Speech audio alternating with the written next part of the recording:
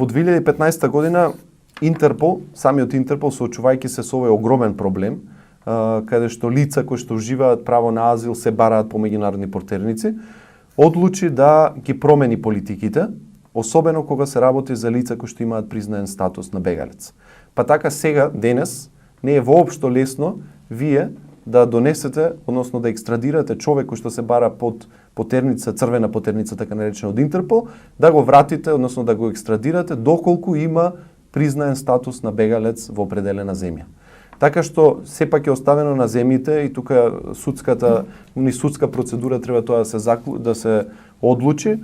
Меѓутоа, во 2015 Интерпол донесе нова политика која што се однесува на поголема заштита на лицата со статус на бегалец од екстрадиција.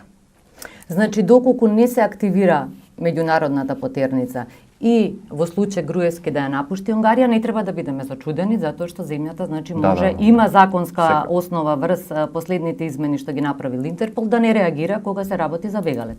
Секако ќе им се јави кај нив. Значи во било која земја доколку лице се бара под Интерпол, ќе им се јави тој црвен сигнал дека има црвена потерница за лицето. Меѓутоа, по проверки од страна на земјата дека лицето веќе ужива статус на бегалец, предпоставка е дека тоа лице би било пуштено повторно на слобода.